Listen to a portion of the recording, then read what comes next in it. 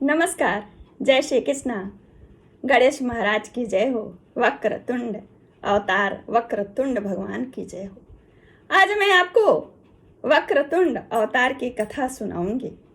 मुद्गल पुराण के अनुसार भगवान श्री गणेश के बहुत अवतार हैं, लेकिन उनमें प्रमुख 8 ही अवतार हैं और उन 8 अवतारों में प्रथम अवतार है वक्रतुंड अवतार। आज उसकी कथा सुनाऊंगी। इस कथा को कहने वाले यानी हमारा सुनने वाले यानी आपका सबका भगवान श्री वक्रतुंड के आशीर्वाद और निकटता भक्ति प्राप्त हो। वक्रतुंडावतारस्य देहानां ब्रह्मधारकः मतसुरासुरहंता स सिंहवाहनगः स्मृतः। भगवान श्री गणेश का वक्रतुंडावतार ब्रह्म रूप से संपूर्ण शरीरों को धारण करने वाला, मतसुरासुर का वध करने वाला और सिंह की सवारी करने वाला है। कथा इस प्रकार है कि इंद्र के प्रमाद से मतसुरासुर नामक एक दैत्य की उत्पत्ति हुई, जन्म हुआ। उसने अपने गुरु शुक्राचार्य जी से पंचाक्षरी मंत्र का दीक्षा ग्रहण करके भगवान शिव की आराधना की, बहुत कठोर तप किया। भगवान शिव उससे प्रसन्न होकर के अभय प्रदान किया।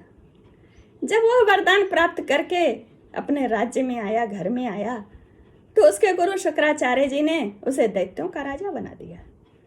फिर दैत्य के जो मंत्री थे उन्होंने उसे सलाह दी मतसुरासुर को कि अब आप त्रिभुवन में अपने राज्य का झंडा गाड़िए, यानी सबको पराजित करके त्रिभुवन का राजा बनिए।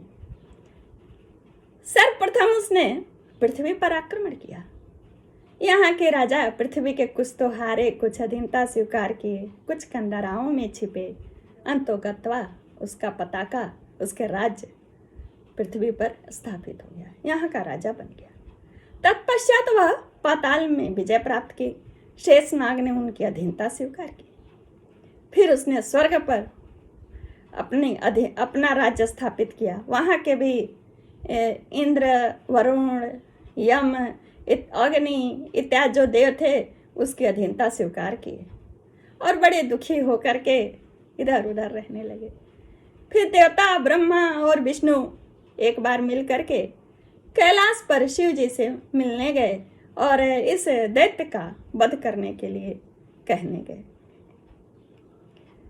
जब ये लोग पहुंचे थे, शिव जी से अपनी व्यथा कह ही रहे थे और शिव जी क्रोधित हुए।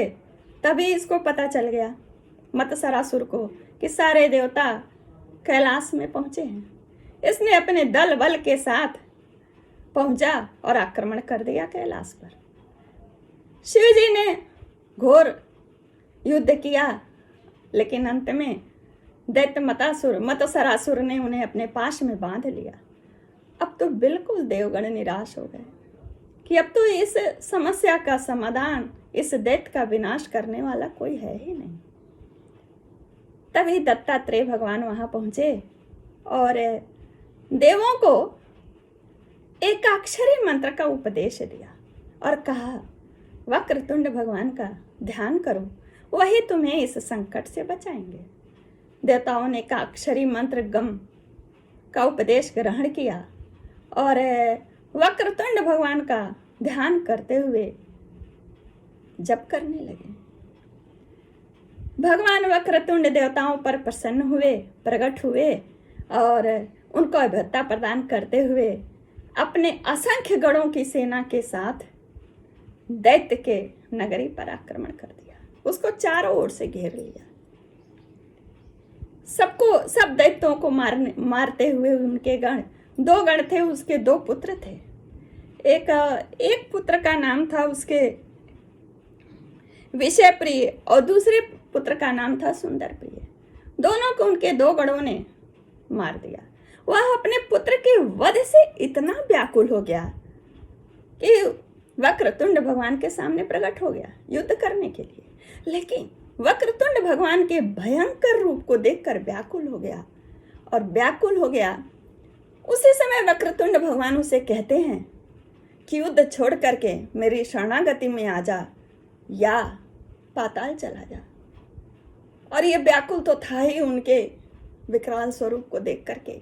उसने तुरंत हाथ जोड़ करके वक्रतुंड भगवान की स्तुति करने लगा।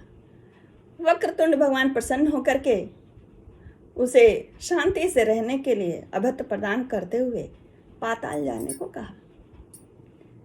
उसके बाद देवताओं ने भी उनकी स्तुति की, तो देवताओं को भी उन्होंने अपनी भक्ति का वरदान दिया और इस तरह उन्होंने मत्सरासुर के कष्ट से देवताओं को बचाया। यह कथा यहीं पूर्ण होती है। वक्रतुंड भगवान की जय हो, उनके इस अवतार की जय हो, उनके स्वरूप की जय हो। हम सबके भी दुखों का नाश करें, भक्ति का वरदान दे। नमस्कार, जय श्री कृष्ण। कथा यदि पसंद आई हो तो चैनल को सब्सक्राइब करिएगा, ठीक है।